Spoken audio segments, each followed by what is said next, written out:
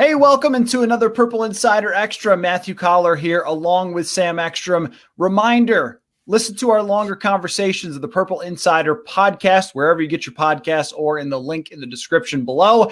And check out our written work at purpleinsider.substack.com. Also subscribe here on YouTube. Sam, Anthony Barr has restructured his contract, meaning that he will be a free agent after the 2021 season. Your reaction? Well, once again, this is just like the Everson Griffin deal. And it goes to show that even when teams sign long-term deals that seem fairly binding, there's usually a way out. And they found a way out here with Anthony Barr. It gives him a little bit of an incentive to bridge his injury with his free agency. He gets a 1 year basically to prove it here in a place where he's really comfortable. I think it's probably pretty good for Barr. He'll get to enter free agency when he's not too old. This does bring into question, though, the future of the linebacker position for the Vikings, because I would highly doubt Eric Wilson returns. Anthony Barr's probably gone after 1 year, or at least hits the market. And Eric Kendricks, he's still elite, but he's also approaching 30. So that young linebacking core that Mike Zimmer sort of brought into the league when he came to Minnesota, they're getting older now. They're not going to be around forever. So I do wonder what 2022 and beyond holds for that position. And do the Vikings have to start thinking about what's next? They haven't really had to think about linebacker in 6 years when they took Barr in 2014, Kendricks in 2015, and that's been your tandem for forever. So I think we might have some change on the horizon.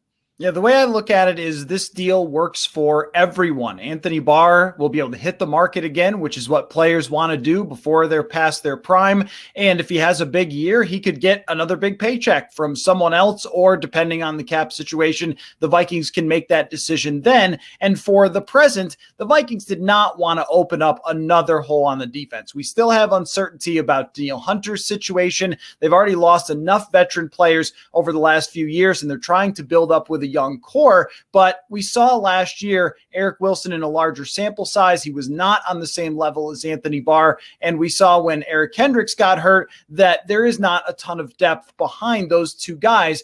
Troy Dye was someone they picked last year in the 4th round. He did not show signs of being someone who would be anywhere near ready to step in for Anthony Barr this year. So this provides a bridge. But my question is, does that put someone like Micah Parsons now on the Vikings' radar because they know that there's a chance that Anthony Barr might not be here after 2021?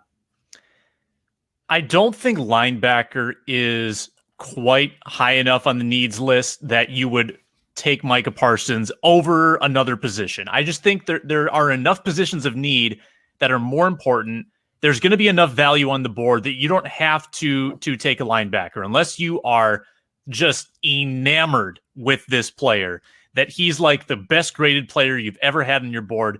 I guess you would do it, but I don't feel like this is the most pressing need for them at this time where they would overlook something like left tackle or defensive tackle. I think you need to address the trenches first. Yeah, I agree. And even though Anthony Barr brings a lot of value to the Vikings, there's also been this team and Mike Zimmer overvaluing him as his role in the defense. Now, I think that Eric Wilson last year did a very good job filling in for him. It wasn't quite the same as it would have been with Anthony Barr, especially when it came to stopping the run.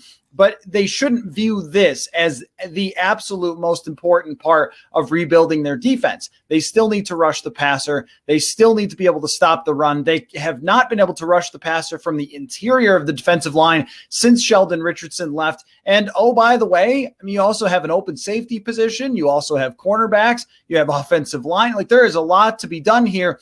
The only thing that came to mind for me, though, Sam, is that when you're doing the draft, looking several years down the road is usually the way you start to think about it. So you're trying to figure out what your needs will also be for next year. And that's where this Vikings team, I think, is in a tough spot because they have more needs this year than they can fill in free agency by just snapping their fingers and throwing money at it. But also there's a few things that are going to be changing for down the road that would be good to draft too. Now you have to add linebacker to that list.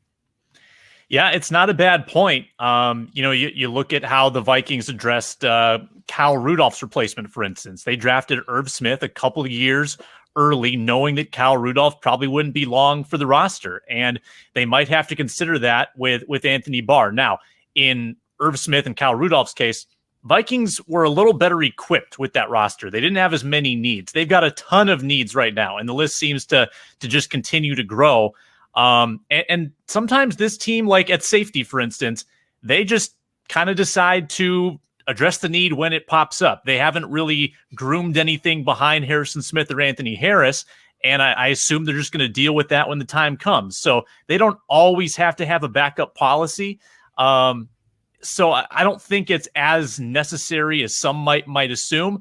That's not to say they won't do it, because clearly Mike Zimmer values the linebacker position with the way they addressed it when he came here. First round pick, second round pick. It's important to him. They re-signed both of those guys to second contracts, so they're not going to completely ignore it. They're not going to go to bat with a UDFA there next year. I just don't think they need to address it this year.